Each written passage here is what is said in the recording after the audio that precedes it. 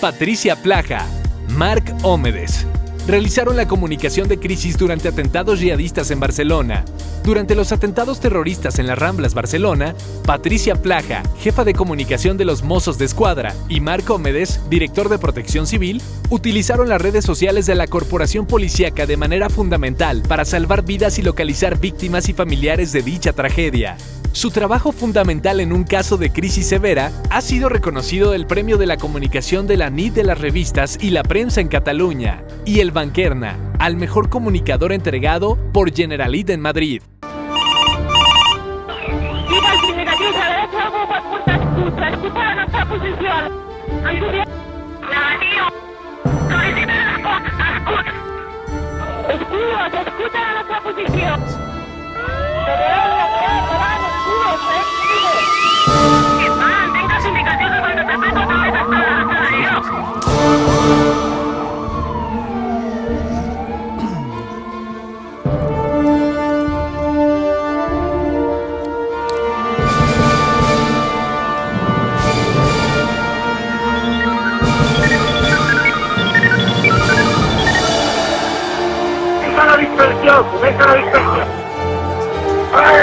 Alle gruppi qua, protezioni.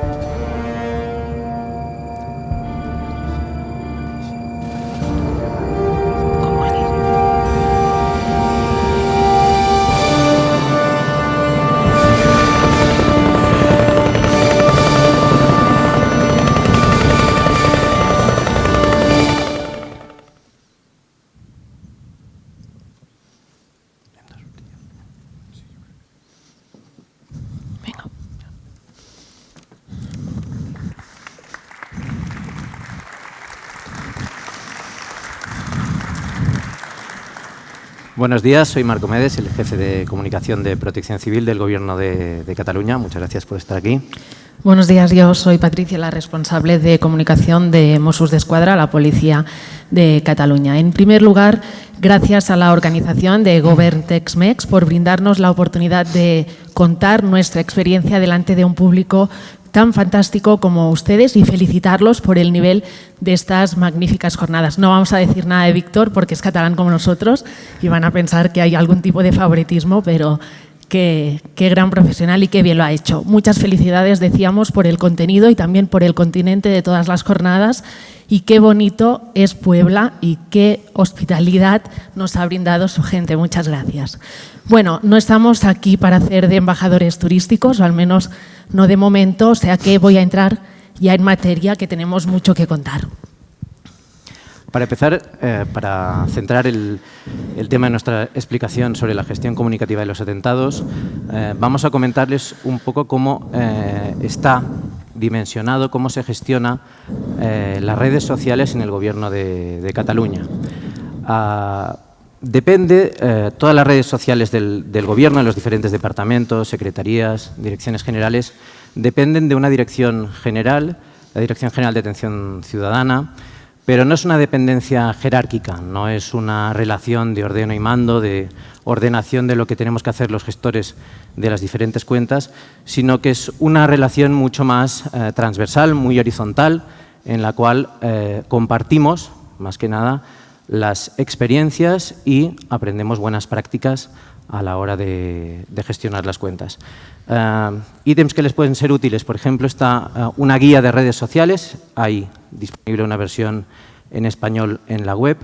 Es una guía muy útil porque marca las pautas, el modo de comunicar a la ciudadanía por parte del Gobierno de Cataluña a través de redes sociales. Jordi Graells, que es el director general de Atención Ciudadana, siempre nos recuerda que nosotros, los gestores de las cuentas de las redes sociales del Gobierno, somos básicos para el Gobierno, para todos los niveles del Gobierno, porque somos los que estamos en contacto con nuestro cliente, con el ciudadano, de una forma más directa. La interrelación es básica la concepción de esta comunicación como bidireccional, en la cual se basa todo en la comunicación de servicio al servicio del ciudadano, pues es uno de los vectores más importantes de la comunicación del Gobierno. Y hay esta guía, que es una de las herramientas que tenemos más útiles. En la web hay disponibles otras herramientas, como por ejemplo un libro que se llama 20 casos de éxito, también está disponible en español, en la cual hay casos de buenas prácticas a partir de experiencias concretas de diferentes cuentas del Gobierno, de temas de educación, salud, transporte, emergencias.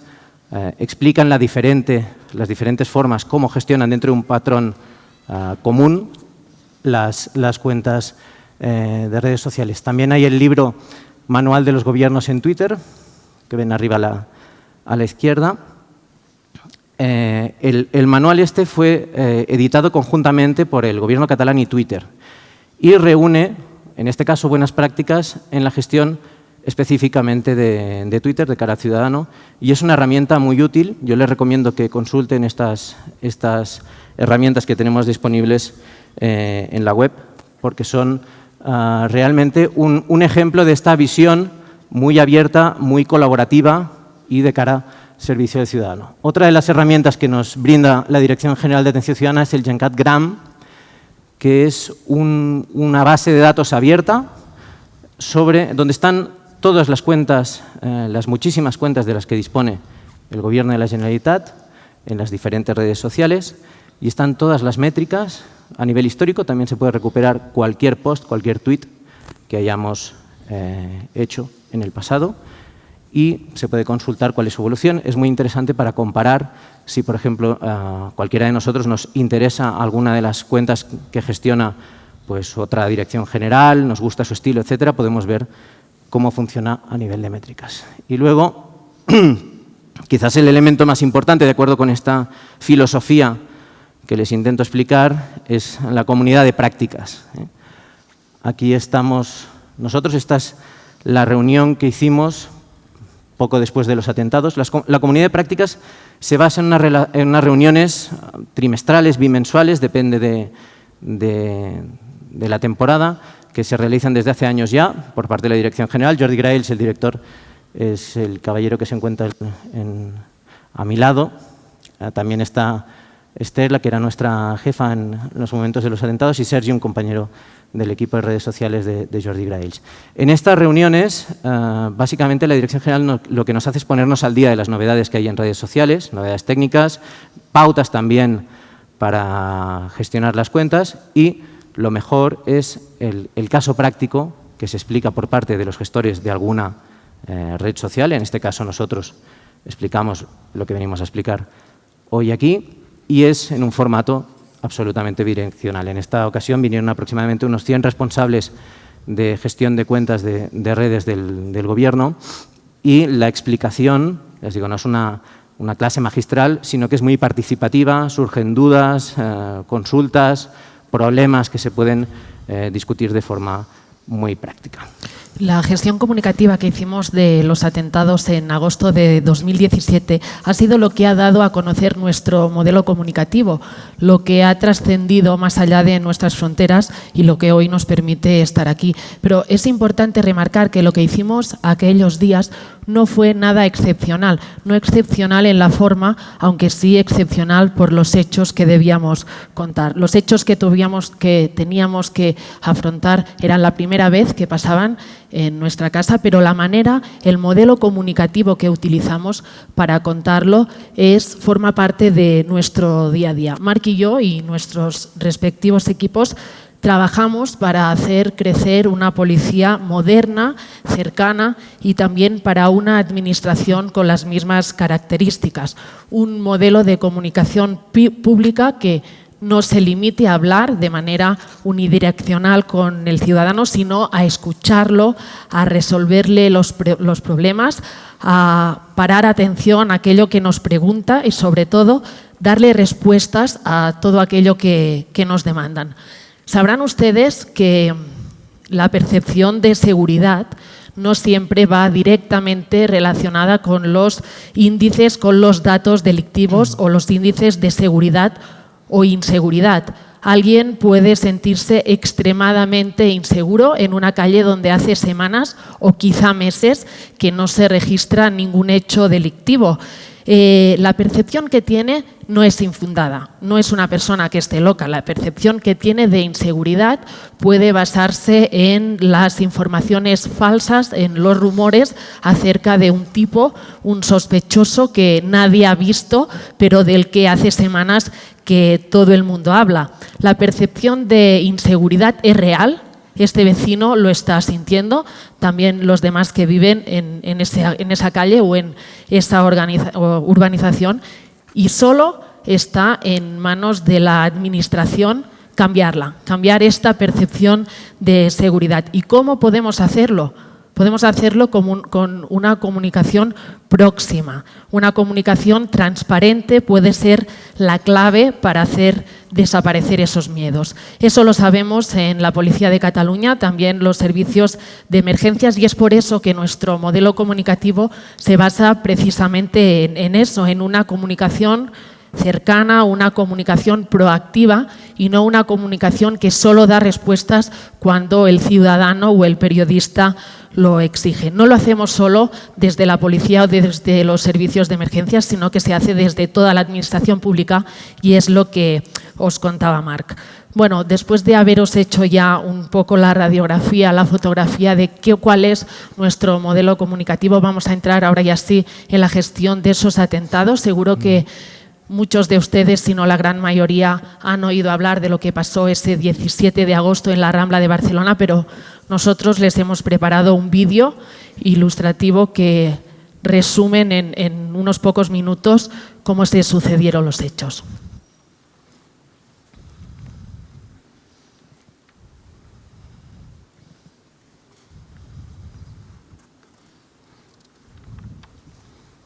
El 17 de agosto de 2017, en plenas vacaciones de verano, la ciudad de Barcelona fue golpeada por el terrorismo yihadista.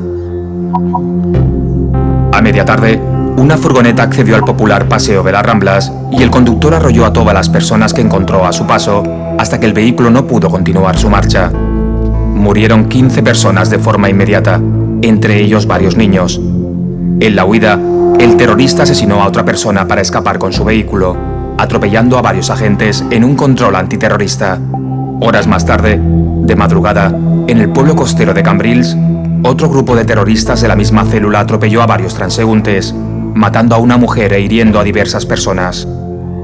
Los terroristas fueron neutralizados por la policía instantes después. 4 días después, a 50 kilómetros de Barcelona, el autor material del atropello de las Ramblas fue abatido exhibiendo un cinturón de explosivos que luego se comprobó que era simulado. En total murieron 17 personas, hubo más de 140 heridos y 6 terroristas tuvieron que ser abatidos por la policía Mossos d'Esquadra. El atentado tuvo lugar a las 16 horas y 50 minutos. De forma instantánea, el teléfono único de emergencias 112 empezó a atender llamadas de ciudadanos alertando de lo que ocurría. El dispositivo policial permitió desarticular en pocos días la célula terrorista. El sistema creado para atender a heridos, identificar a víctimas y asistir a familiares de víctimas o a personas afectadas por los atentados se puso en marcha desde el primer momento.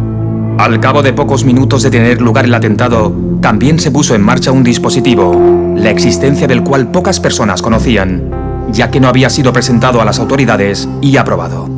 El dispositivo de comunicación Nucli, núcleo en catalán, que preveía las acciones a realizar para informar a la población por parte de Mossos d'Esquadra, la Policía de Cataluña y Protección Civil de la Generalitat, gobierno catalán, se ponía a prueba no con un simulacro, sino con un terrible caso real. Qué días tan difíciles. Han visto ustedes lo que pasó y nosotros vamos a contarles ahora, a explicarles cómo facilitamos toda la información a los medios de comunicación a la vez que a la ciudadanía. Marc y yo decimos siempre que aquellos días, aquellos trágicos días, pudimos improvisar porque lo teníamos todo absolutamente planificado. Habíamos trabajado muchísimo en la comunicación de crisis por si llegaba este día. Habíamos hablado muchas veces de cómo lo haríamos, qué tipo de comunicación pondríamos en práctica si Cataluña o Barcelona era el escenario de un atentado terrorista. Teníamos muy claro que el mundo nos miraría y no solo eso, sino que tendrían interés en escuchar todo aquello que nosotros pudiéramos contar o explicar al respecto. Delante de unos hechos tan graves, gravísimos, que hay más complicado de gestionar para una ciudad que un atentado terrorista que nadie tiene previsto, delante de unos hechos tan graves, decía, la Administración no debía ni podía mantenerse en silencio, estaba obligada a dar explicaciones, a facilitar toda la información que tuviera al ciudadano, porque el ciudadano tiene derecho a saber qué es lo que está pasando en su casa, siempre, pero mucho más si de ello depende su seguridad, ¿no? Saben ustedes que en materia de comunicación, lo han oído durante todas las ponencias que hacían referencia a la comunicación de crisis, no se debe nunca improvisar. Solo cuando la comunicación es estudiada, cuando la comunicación es trabajada, da buenos resultados. Lo decía en este mismo foro ayer y casi con las mismas palabras Alejandra Soto. Para entender el modelo de comunicación que aplicamos cuando sucedieron estos hechos, debemos remontarnos a años antes, a muchos meses antes, cuando empezamos a desarrollar lo que han escuchado ustedes en el vídeo, que es el bautizado como dispositivo núcleo en castellano, que recoge absolutamente todas las pautas de actuación en materia de comunicación que debíamos llevar a cabo desde la policía y también desde Protección Civil. ¿Qué es el dispositivo núcleo? Pues el dispositivo núcleo es el protocolo que teníamos diseñado, que teníamos escrito, pero no terminado todavía en el momento en que se produjeron los atentados y que recogía todos los pasos, el checklist y después una explicación mucho más amplia de lo que debíamos hacer. Marcos da más detalles. La génesis del dispositivo comienza a la práctica realmente la noche del 13 de noviembre del año 2015, cuando yo estando en mi casa, Patricia supongo que la suya era un viernes por la noche, recibimos la alerta por Twitter de que había sucedido un altercado, al parecer un atentado, un ataque a las afueras del Estadio Saint-Denis en París, donde jugaban partido de fútbol las selecciones de Francia y de Alemania. Ese fue la primera alerta temprana que recibimos, que básicamente como con un interés de ciudadano, de periodista, de ver qué ha sucedido. Lo que ocurrió después lo conocemos todos, la toma de rehenes en la sala de fiestas Bataclan, pero en ese momento nosotros, como muchos, imagino, de vosotros y de gente de todo el mundo, lo que hicimos fue seguir al momento lo que iba sucediendo a través de redes sociales, a través de medios digitales, en nuestro caso de los medios tradicionales españoles. Nosotros, por deformación profesional, pues lo que hacemos en estos casos siempre es ver cómo informan las redes sociales de, en este caso, pues la Gendarmería francesa, la Policía Nacional, el Ministerio del Interior, Presidencia, Primer Ministro, etc. En ese día a nosotros, y lo comentábamos al día siguiente el lunes de los atentados, cuando comentamos que algo debíamos empezar a preparar para el caso que nos ocurriera a nosotros, lo que nos llamó la atención sobre todo fue en el caso del gobierno francés, y no es ninguna crítica, es entendible, simplemente es explicar lo que ocurrió. Las cuentas de Matignon y del Elíseo, de Presidencia y de Primer Ministro, el primer tuit en el cual informan sobre la situación es uno en el que dicen que el Primer Ministro y el Presidente están reunidos en el comité de crisis, sin especificar comité de crisis por qué, todo el mundo lo sabía, la conversación en redes con vídeos, absolutamente toda la información iba saliendo, pero la información oficial al ciudadano, al que podía consultar cualquier persona directamente de sus autoridades, era tan vaga como esta. Eso sí, a continuación había 6, 7, 8 retweets de mensajes de mandatarios, Barack Obama, David Cameron, Angela Merkel, en el cual sí que ellos hablaban específicamente de un recuerdo para las víctimas, de los atentados, de los ataques, etc. Por tanto, vemos cómo sí que comparten información, contenidos externos, que son más directos, más contundentes y, en cambio, no información producida por ellos mismos. Este aparente bloqueo, original en un primer momento, en el momento en que se conocen los hechos por la magnitud, porque están sucediendo, porque ha habido un atentado casi fallido y hay una situación que está en marcha, es entendible, pero es muy complicada. La gestión a través de los medios de comunicación tradicionales, como hizo el Gobierno, hacía que en función del medio de comunicación francés que tú consultaras, la cifra de víctimas confirmadas o la situación cambiara mucho, ¿vale? La avalancha de peticiones de información a las autoridades, a los gabinetes de prensa, es demasiada en esos momentos para atenderla de forma por igual. En cambio, las redes sociales permiten, y eso es lo que vimos, que debíamos evitar el bloqueo inicial y debíamos actuar a través de redes sociales para informar a todo el mundo, medios de comunicación y ciudadanía. En un primer momento, el tiempo máximo que nos dimos de reacción, no solo para el caso de un atentado terrorista, sino para el caso de una situación que pareciera a priori un atentado terrorista. Posteriormente ha habido varios sucesos, en Alemania, por ejemplo, de atropellos masivos que aparentemente parecían un atentado yihadista y no lo eran, ¿vale? Eran una persona con problemas mentales que atropelló a diversa gente. Pero, al fin y al cabo, para la gestión de la comunicación, lo que sucede en los primeros instantes es lo mismo por la percepción que hay. Con lo cual, primero nos dimos un plazo de 1 hora, posteriormente lo rebajamos a 20 minutos. Otros casos que consultamos fueron los de Múnich, por ejemplo, en el cual nos dimos cuenta de que era básico informar en diferentes idiomas. En nuestro caso, determinamos que, como mínimo, catalán, castellano, que son los idiomas oficiales, y el inglés. Y también, observando otros casos de distintos atentados, la visión absolutamente transversal de toda la información que necesitará la ciudadanía en caso de un atentado. No solo la información policial, sino cualquiera que afectara al normal desarrollo de la ciudad. Si está una estación de metro cerrada, el aeropuerto, se han cancelado vuelos, o si se necesita un tipo específico de sangre en un hospital concreto, o bien si la Sagrada Familia estará cerrada al día siguiente para los turistas, o se cancela un partido de fútbol del Barça. Esas son los primeros puntos que detectamos visualizando lo que se había hecho en comunicación pública de los atentados que hubo posteriormente y hacia atrás hasta el atentado de Boston, que es el que consideramos el atentado primero en el cual la información pivota a través de redes sociales.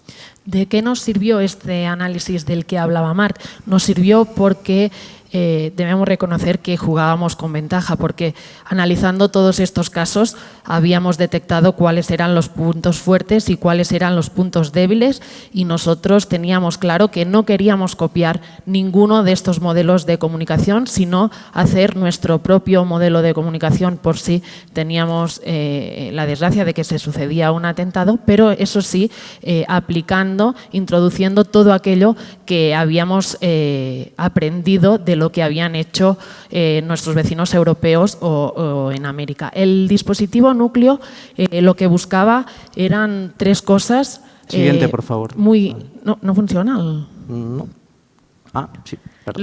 Lo que buscaba el dispositivo núcleo era ser confiables, ser rigurosos y ser efectivos. Y eso puede ser más o menos fácil cuando las cosas dependen solo de ti, de una sola administración, de un solo único gabinete de prensa, pero teníamos claro que en el caso de un atentado terrorista son muchísimos los actores de la administración que entran en juego, ¿no? Aquí ven un mapa de los diferentes organismos o entidades que nosotros habíamos previsto que en caso de que hubiera un atentado, también en función de dónde se produciera, porque no es lo mismo que se produciera un hecho de estas características en el centro de la ciudad, en un espacio público como pasó en las Ramblas de Barcelona, a que hubiera un atentado en el aeropuerto de la ciudad o en red ferroviaria. Pero a grandes rasgos, estos eran los agentes que detectamos que tendrían un papel directo en la gestión de la comunicación. Después de hacer un mapa de los diferentes agentes que participarían y de haber analizado estos casos que comentaba Marc, tuvimos claro que nuestro canal, el canal de referencia, debía de ser Twitter. Aquella información que tuviéramos la facilitaríamos a los periodistas y también a la ciudadanía a través de Twitter. ¿Por qué? Porque es el canal el más ágil, es la red social que se nutre de más contenido periodístico y el que nos permitía, sobre todo, esta era la principal razón, el que nos permitía llegar a más gente con el mínimo tiempo posible. Deben tener ustedes la percepción de cuál es nuestro trabajo. Nosotros no nos dedicamos únicamente a la gestión de redes de la policía o de protección civil, sino que somos también los responsables de prensa del equipo, el gabinete, el área de comunicación de nuestros respectivos organismos. Eso significa que al mismo momento que debemos informar a la ciudadanía, debemos dar respuesta también a todos los periodistas que se encuentran en Cataluña, que se encuentran en España y que en este caso, en el caso del atentado terrorista, también todos los periodistas internacionales que de forma inmediata se ponen en contacto con nosotros reclamándonos más información.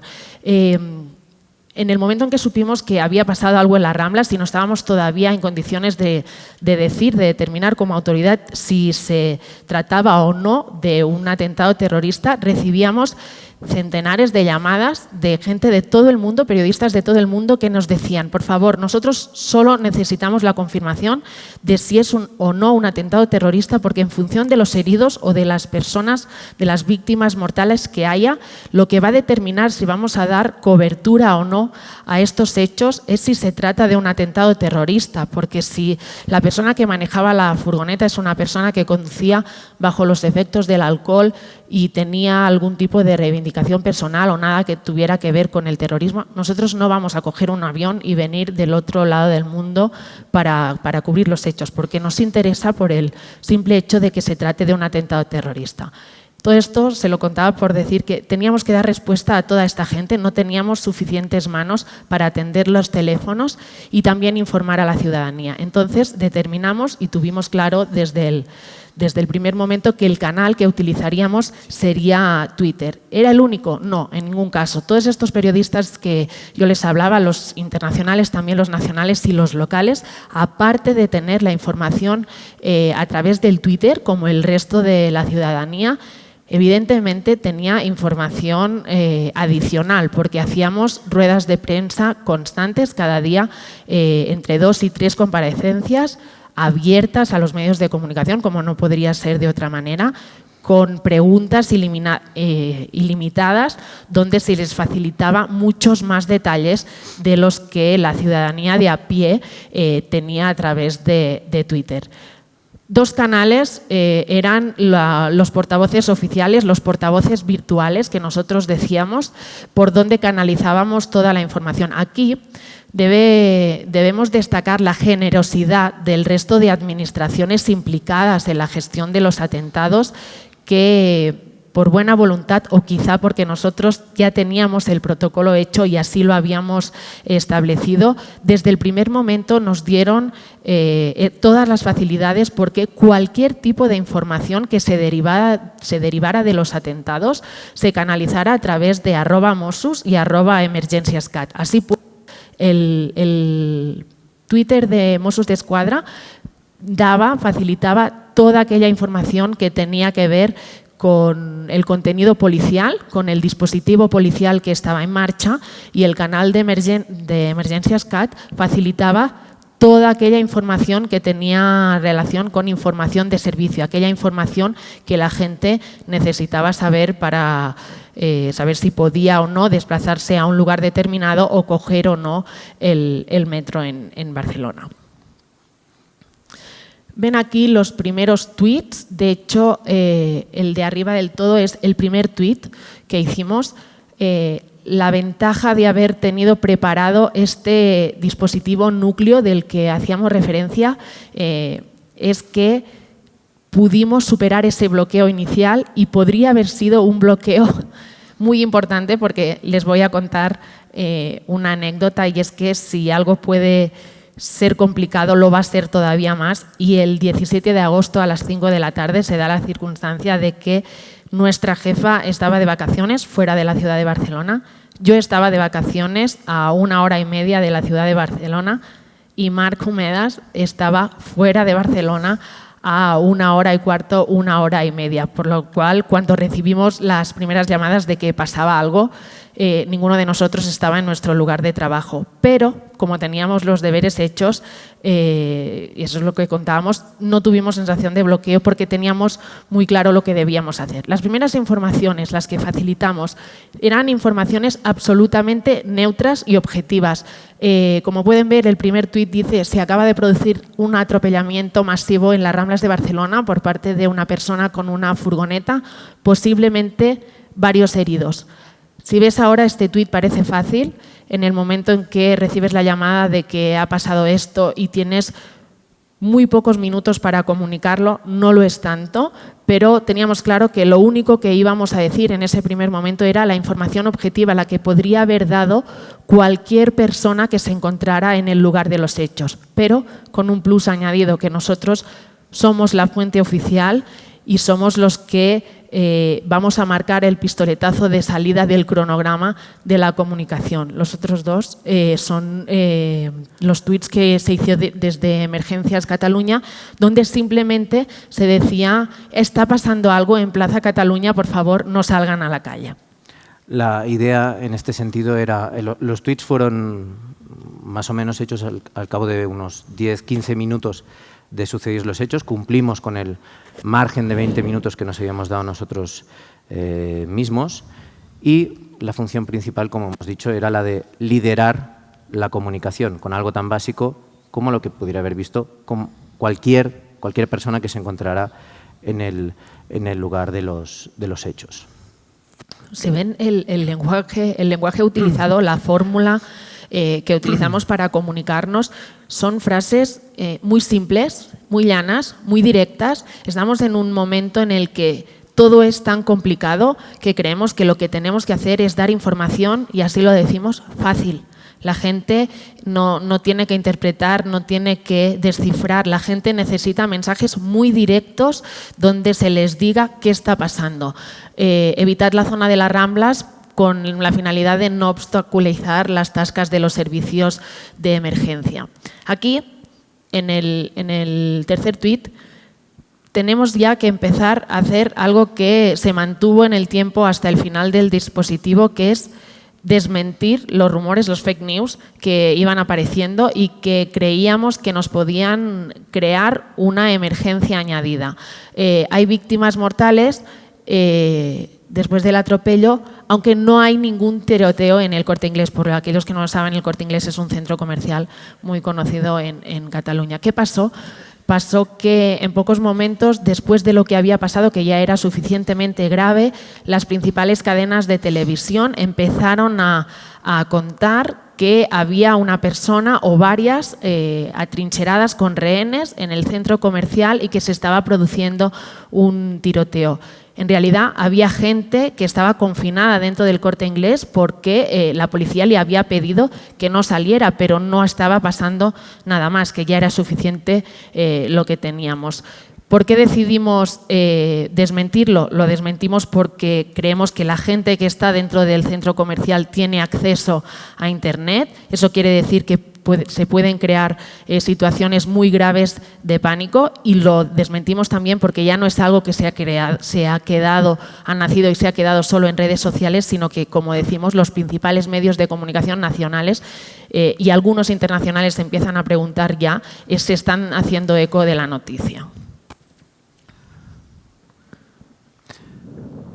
En estos tuits siguientes vamos viendo las informaciones que habíamos previsto dar en un primer momento. Información de servicio, algo tan sencillo como la policía, los servicios de emergencia te dicen que si estás en la zona evites salir a la calle. Es sentido común, pero el haber previsto este tipo de informaciones, como la anterior que veíamos de postear en redes sociales, creo que ha salido de si estás bien, lo habíamos, al diseñar el dispositivo, lo habíamos previsto, por ejemplo, para evitar que las redes de teléfono telefonía cayeran por sobrecarga. Hay que tener en cuenta que Cataluña tiene unos 7 millones de habitantes y recibe unos 15 millones de turistas al año.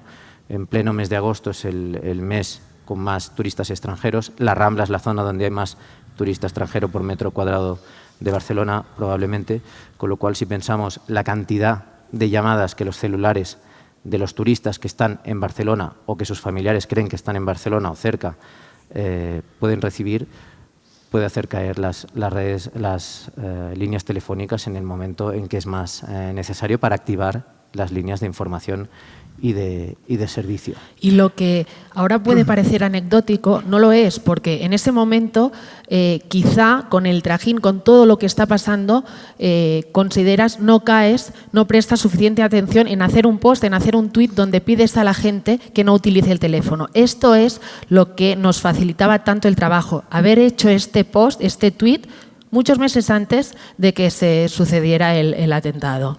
Aquí vemos otras informaciones de servicio que iban surgiendo, no estaban previstas porque obviamente no se conocía dónde podría situarse pues, el primer centro de atención de familiares o de afectados o el más estable, que es este. Y también se ve la forma de trabajar de paraguas. Como antes comentábamos, las dos redes sociales principales, tanto la de Policía como la de Protección Civil, hacían de paraguas de toda la información. En el caso de Protección Civil, tanto la información de heridos, de víctimas mortales, identificación de las víctimas mortales y toda la información relativa o necesaria para los afectados, familiares de afectados o ciudadanos que necesitan saber si pueden al día siguiente desplazarse en metro o en autobús de forma normal al trabajo. También informar de todo el backstage, todo el mecanismo que se pone en funcionamiento con una línea telefónica específica para familiares, con línea internacional, con intérpretes en 50 idiomas para atender las llamadas de familiares. Se recibieron 13.000 llamadas en pocas horas de gente de todo el mundo porque sencillamente no podían contactar con sus familiares que posiblemente igual no estaban en Barcelona, estaban cerca, pero necesitaban contactar y no podían conseguirlo. Por tanto, todo el dispositivo, nosotros nos situamos con nuestros equipos en el Centro de Coordinación Operativa, en el Departamento de Interior, pero mucha más gente de todos los departamentos, como comentaba Patricia, muy generosamente y muy profesionalmente, colaboraba desde, o se desplazaba o colaboraba desde sus propios sitios de trabajo transmitiéndonos la información que canalizábamos a través de estos dos canales. Más información de servicio, también pues, llamados al sentido común, a la sensibilidad por parte de la ciudadanía. También problemas que no habíamos previsto, como la operación Jaula, de cerrar la ciudad con controles policiales, pues provocó retenciones de muchas horas. Probablemente aquí, por el tráfico de las grandes ciudades, es más habitual, pero retenciones de varias horas esperando sin avanzar los vehículos en Barcelona no es habitual y teníamos que pedir que los desplazamientos se limitaran a lo que fueran más necesarios. Aquí vemos ya otro tipo de información. Os hablábamos de los primeros tweets donde dábamos solo información objetiva que nosotros teníamos, éramos la fuente oficial, pero que en realidad casi cualquier persona que se encontrara en el lugar de los hechos podía facilitarla, porque lo único que podíamos contar en ese momento, porque la información no estaba todavía contrastada, era que había una furgoneta, que había varios heridos, que se estaban cerrando los accesos, que evacuábamos a la gente y poco más.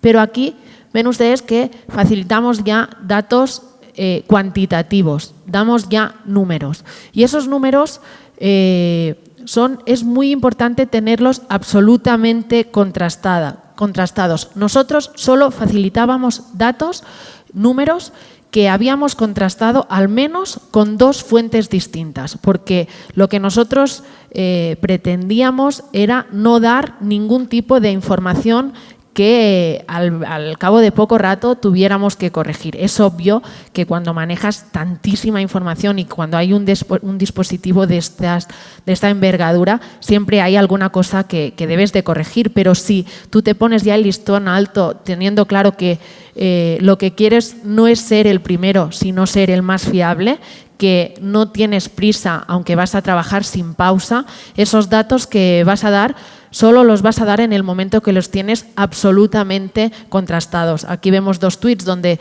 decimos ya las nacionalidades y el balance de heridos y, como decíamos, con el objetivo, tardamos más de lo que nos hubiera gustado quizá, pero el objetivo era evitar el baile de cifras que tan a menudo se sucede cuando hay un hecho de estas características. Y lo hicimos bien, pero no todo lo hicimos perfecto y siempre se puede mejorar. Aquí ven por primera vez en el avatar el crespón negro. El crespón negro no aparece en los primeros tweets y lo teníamos previsto con anterioridad, pero la gestión del momento hizo que pasaran unos cuantos minutos, un par de horas. Fueron unas horas. Unas por horas la noche ya antes ya está disponible. de que se pudiera hacer efectivo este cambio de avatar con el crespón negro. Así pues, con todo esto que les contábamos, simplemente explicar la forma de informar de los heridos, la evolución de los heridos, era como mínimo con 2 actualizaciones diarias, mañana y tarde. Variaba mucho y era complicado cuadrar las cifras por traslados interhospitalarios, por gente que su condición empeoraba o mejoraba o eran dados de alta, pero con el mínimo de 2 veces al día, con información que no tuviéramos que rectificar, que fuera exacta, íbamos informando de la evolución de los heridos. Aquí ven otra de las actualizaciones y también de la información de las identificaciones de los fallecidos. Se daba muy poca información por protección de datos, por respeto a las víctimas.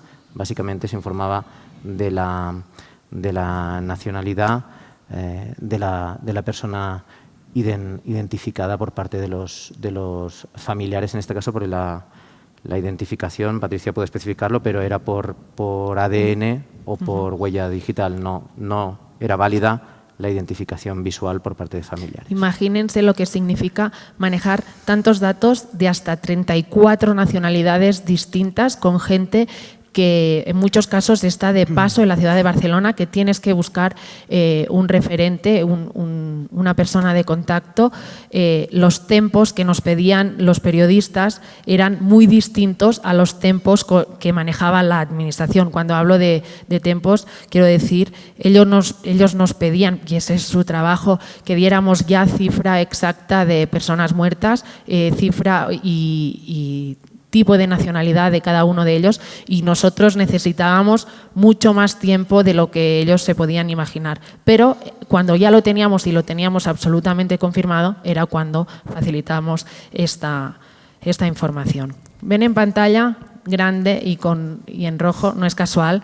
Esto es el objetivo principal de nuestra comunicación. Esto era lo que buscábamos desde el minuto 0. Confianza, confianza, confianza. Confianza absoluta por parte de la ciudadanía en un momento de caos, en un momento en que la gente está absolutamente desorientada y no sabe qué está pasando en su casa. Nosotros, con el modelo comunicativo que establecíamos, lo que buscábamos era decirles: sabemos lo que está pasando es muy grave, nosotros tenemos toda la información y vamos a compartirla contigo. Vamos a darte toda aquella información que nosotros consideramos que debes tener para entender lo que está pasando. ¿Cómo conseguíamos toda esta información que trasladábamos a la ciudadanía? Porque tanto Marc como yo estábamos integrados en el centro de mando, en el centro de coordinación, esa sala oval que se ve en las películas donde se toman las decisiones y donde llega toda la información, era donde estábamos nosotros, y esto nos facilitaba muchísimo las cosas a la hora de manejar la información, porque sobre todo por el ahorro de tiempo, porque no debíamos esperar recibir una llamada, que te llamara el jefe o que te llegara la información por cualquier otro tipo de canal, sino que estabas en el lugar donde se transmitía la información en directo mientras estaba pasando. Y además, una vez tenías esa información, la despachabas directamente con los responsables del operativo y ellos solo te ponían un límite para marcarte qué información podías dar o qué no. El límite era que había un dispositivo policial en curso, en marcha, que tenía como objetivo detener a los responsables del atentado de Barcelona y posteriormente del que se sucedió en Cambrils, y un segundo tanto o más importante que el primero.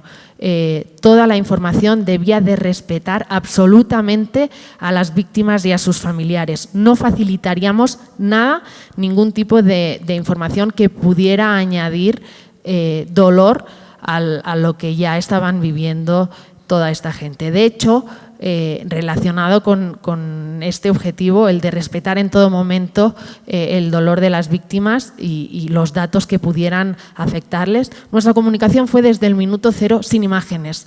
En algún caso se utilizó alguna imagen de recurso, pero huimos, consideramos que no debíamos utilizar ningún tipo de imagen de recurso o del lugar de los hechos para captar la atención del público, porque nosotros no buscábamos captar la atención del público, nosotros lo que buscábamos era transmitir esa confianza a la gente y facilitarles toda esa información que como administración teníamos en nuestro poder. Este es el tuit de Mossos d'Esquadra que podríamos poner como ejemplo, como paradigma de cómo la gente, cómo la ciudadanía colaboró desde el minuto cero con todo lo que estaba pasando, con todo el dispositivo policial y también con la comunicación en redes. Hicimos pública esta fotografía cuando se tuvo claro que la persona que sale en las imágenes era el presunto autor del atentado de las Ramblas, el conductor de la furgoneta. Los servicios de información, los servicios antiterroristas, nos pasaron al gabinete de comunicación esta fotografía y nos dijeron que hiciéramos difusión a través de las redes porque cualquier persona que tuviera algún dato, alguna información que pudiera facilitarnos, nos sería de gran utilidad. No la colgamos solo en redes sociales, obviamente, colgamos la fotografía en redes sociales y la facilitamos en distintos formatos a todos los medios de comunicación que hacían la cobertura del incidente y que al minuto difundieron las imágenes por todos los canales posibles. Y decir que funcionó, decía que era el ejemplo, el máximo exponente de colaboración ciudadana porque la persona pudo ser identificada poco después de que hiciéramos público las imágenes gracias a la llamada de un ciudadano que nos comunicó que había visto caminando por la carretera a alguien que se parecía mucho a la imagen que nosotros habíamos difundido por redes. Y efectivamente, después de hacer las comprobaciones, la persona que fue localizada y posteriormente neutralizada era el presunto terrorista de las Ramblas. Aquí el tuit que tuvo más repercusión, los datos que ven no son los reales porque la captura de pantalla se hizo poco después, confirmábamos que la persona abatida en Subirats, que es un pueblo cerca de Barcelona, era efectivamente el autor del atentado terrorista. También habíamos previsto el hecho de que hubiera espacios de tiempo en el cual no hubiera información de última hora, no hubiera una actualización de heridos, no hubiera alguna novedad policial relevante y para no perder el hilo del relato, que hubiera contenidos que pudieran servir para rellenar estos espacios y que fueran de interés tanto para la ciudadanía como para los periodistas, previmos una serie de informaciones, por ejemplo. La gente no tiene por qué saber que los forenses trabajaron toda la noche y que era un equipo de 24 forenses que trabajó sin descanso para identificar a las víctimas. Este tipo de información. Comentaba Patricia que no utilizamos fotografías, solo algunas, por ejemplo, para informar de las reuniones. También dan esta visión de todos los cuerpos policiales y de emergencias con las autoridades reunidas, pero no hay una participación, no hay una voluntad de destacar, de personalizar sobre todo en las autoridades políticas, ni por parte nuestra ni por parte de ellos. Dejaron trabajar a los técnicos, a los profesionales, pero sí este contenido visual. Y también, como comentaba antes, la información de otras administraciones que participaron para dar, sobre todo, esta visión global de un engranaje muy complejo que reúne muchas instituciones distintas, cada una con su función específica, pero que el mecanismo que se pone en funcionamiento en el minuto cero no descansa día y noche para atender a víctimas, familiares y afectados. Otro de los problemas que antes destacaba Patricia, que ya teníamos claramente identificado, no sabíamos la magnitud, pero a mayor emergencia, mayores rumores, lo habíamos previsto con un canal de verificación o desmentido que trabajara rápido. Una fórmula era la de recordar un llamamiento general. Si nos habíamos conseguido posicionar, liderar la información como referentes válidos para la información, para ciudadanía y para medios de comunicación, el recordatorio de que lo que no informáramos no era necesario, no era real, no había sucedido, era un recordatorio que íbamos haciendo. Es decir, cualquier cosa relevante que suceda se informará a través de estas redes. Si no informamos, es que no ha sucedido.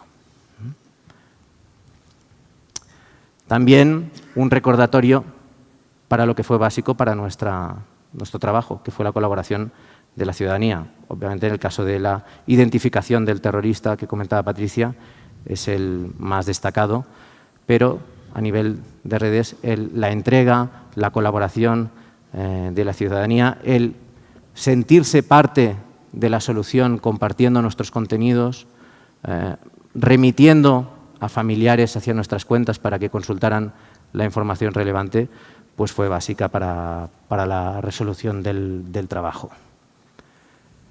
Y para terminar, un aspecto que, cual no habíamos hablado, sí que lo trabajamos nosotros, el hashtag famoso. Nosotros habíamos considerado que no utilizaríamos un hashtag que hiciera referencia a Barcelona Attacks o ataques en Barcelona, que añadiera cualquier elemento que no fuera puramente el geográfico de identificación para nuestras informaciones.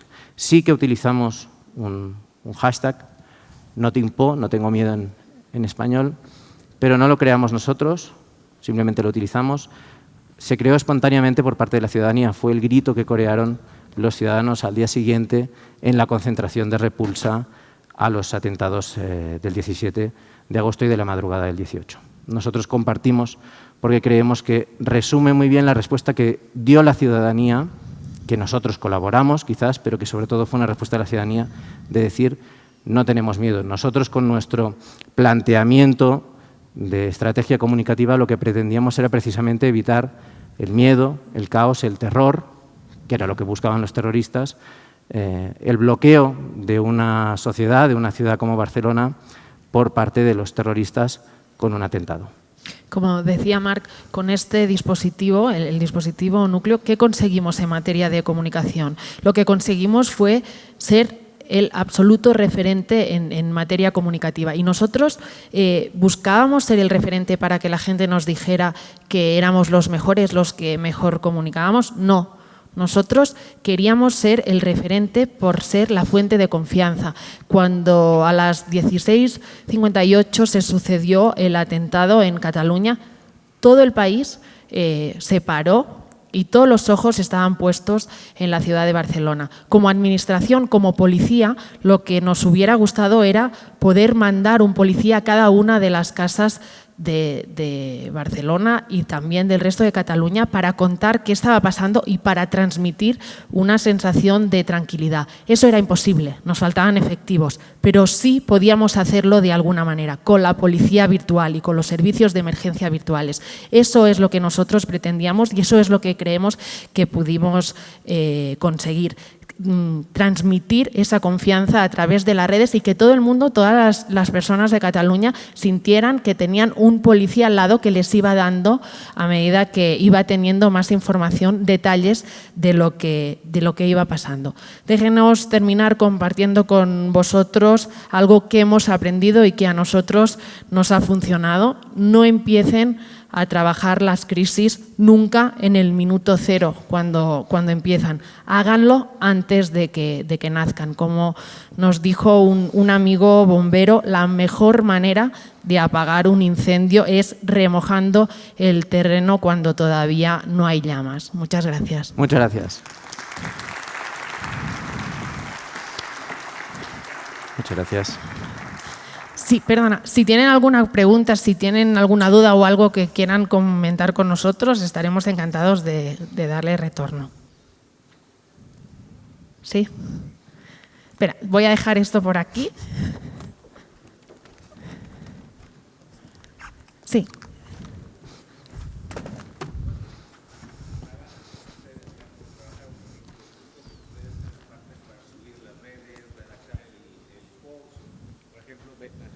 ¿Cuántas personas trabajaron con ustedes, digamos, redactando el post, haciendo el gráfico? ¿Quién lo revisaba? ¿Cómo era la cadena de mando?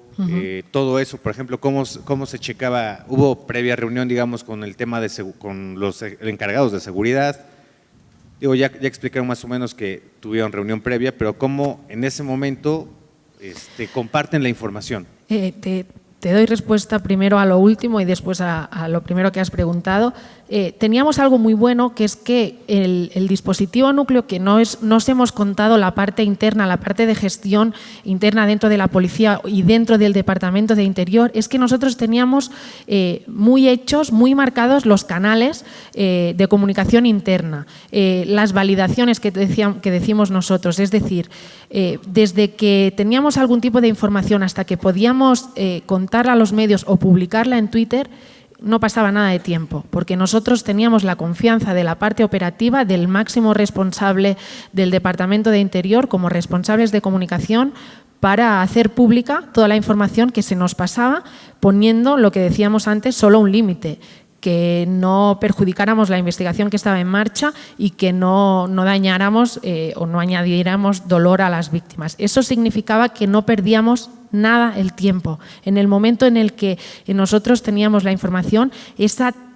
tradicional cadena de mando en la que todo se va elevando y necesitas 17 correos y 23 llamadas antes de que alguien te da el visto bueno para hacer pública la información, no existía. Y eso facilitó muchísimo, para no decir del todo, la comunicación. Respecto a cuánta gente éramos, es lo que decíamos, que si algo puede ser complicado, lo va a ser todavía más.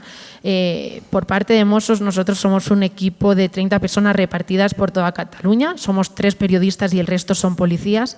Pero la semana del 17 de agosto, por tradición, el 15 es fiesta en Cataluña, Santa María, y es la semana de menos actividad en todas las redacciones de los medios de comunicación y también en la administración. Entonces, ese día teníamos, no te voy a dar un porcentaje para no equivocarme, pero muchísima gente de vacaciones. Y cuando pasa en la oficina físicamente hay solo 3 personas. 3 personas y a mí es Marc quien me llama para decir lo que está pasando. Pero después, de forma inmediata, también tengo que decir que el equipo se volcó absolutamente y todo el mundo, toda la gente se puso a disposición y vino a trabajar de forma inmediata sin que ni siquiera hiciera falta pedírselo. Pero lo hacíamos todo en grupos de entre 4 y 5 personas, con turnos inacabables de 27 horas al día, claro.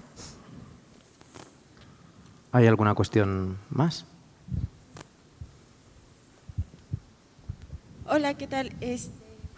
Bueno, mi pregunta está relacionada a cómo ustedes, a partir de este protocolo que desarrollaron para el terrorismo, cómo podrían adaptarlo para ahorita la crisis humanitaria que está viviendo México con los migrantes centroamericanos.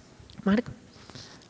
Tampoco dispongo de mucha información en relación a la crisis local, pero digamos que todas este tipo de emergencias tiene un componente humano muy relevante que las hace específicas, Pero por lo que respecta a la gestión de la comunicación, por nuestra parte los tips que te puedo comentar es básicamente ordenar los canales de comunicación, sobre todo cuando hay distintas administraciones implicadas. Al final, cuando hay una mala gestión operativa o cuando hay una mala gestión comunicativa, aun habiendo la buena operativa o mala, es indiferente, pero el ciudadano yo creo que no distingue tanto. O sea, es la administración la culpable. Da igual el nivel, son todos culpables. Con lo cual, no hay que buscar nunca un beneficio a costa de otra administración. La cooperación está claro que es lo mejor. Ordenar los canales de comunicación, la verificación, que la información sea fiable y, sobre todo, explicar lo que se está haciendo, porque probablemente parte al menos de lo que se está haciendo con el dispositivo, los recursos dedicados son buenos, serán no sé si suficientes, pero sí hay una dedicación por parte del Gobierno. Establecer un buen, el mapa que habíamos visto antes, ¿no?, de los interlocutores por parte de la Administración y teniendo en cuenta que en principio, aunque sea a nivel local o estatal o nacional, las administraciones en este sentido trabajan por el bien público hacia el ciudadano. Con lo cual hay que encontrar este mínimo común denominador de información, de servicio, que sea válido y que funcione, que sea efectivo. Hola, yo quisiera preguntarles acerca de otro momento de crisis que, bueno, si bien en México no hay mucha situación de terrorismo, recientemente el año pasado también nosotros vivimos una situación de crisis con los sismos.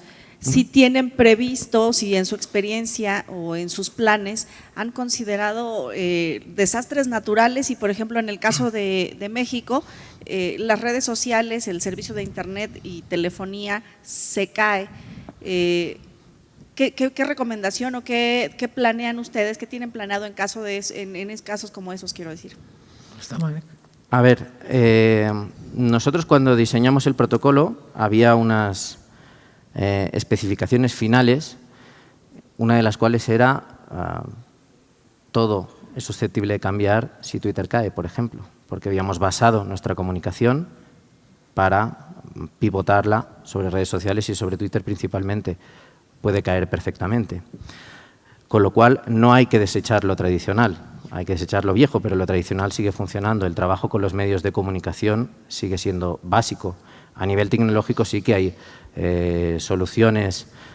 Pues vimos recientemente el aviso del presidente de Estados Unidos a todos los celulares del país. Hay diferentes soluciones tecnológicas, pero que también pueden caer. Con lo cual, nosotros siempre partimos de considerar que las redes sociales están, pero no hay que olvidar para nada el papel de los medios de comunicación, que son básicos. Las redes sociales nos sirven porque también van a los medios de comunicación, no porque nos sirven para saltar los medios, sino porque también están.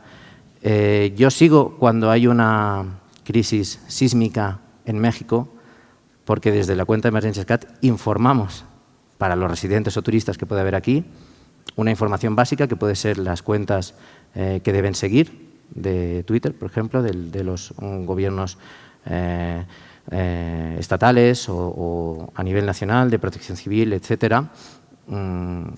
A mí me parece un buen trabajo el que se realiza en general. Tampoco, nosotros no tenemos un riesgo sísmico elevado como el que tienen ustedes, ni mucho menos. Y es un riesgo natural de una gran, o sea, puede producir catástrofes muy importantes. Pero ustedes tienen una cultura también sísmica que nosotros no disponemos y creo que es bastante extendida. Yo creo que el trabajo en red que he visto que se va haciendo con las distintas administraciones cuando ha habido el último sismo, el último terremoto importante es básico y sobre todo esto no perder que Twitter es una herramienta, no deja de ser nada más que una herramienta que antes no estaba y posiblemente en un tiempo haya otra. Hoy en día para gestionar emergencias es la mejor, pero los medios yo considero que siguen siendo básicos. Tener claro que el dispositivo núcleo que contábamos nosotros estaba preparado para un atentado terrorista o para cualquier tipo de gran emergencia o gran catástrofe, con lo cual se podría aplicar también de la misma forma a lo que usted comentaba. Decir también que, por ejemplo, nosotros teníamos previsto, si había algún problema de comunicación a través de redes, una sala de prensa adicional con muchos medios para facilidades para todos los periodistas nacionales o internacionales que vinieran, y que al final, como nos funcionó Twitter, esa sala de prensa la olvidamos por completo y nunca llegamos a abrirla, y teníamos allí todos los ordenadores, todos los materiales, todo preparado, pero existía ya esta alternativa y creo que debería existir en cualquier plan de comunicación de crisis, claro. Muy bien, pues muchas gracias a todos.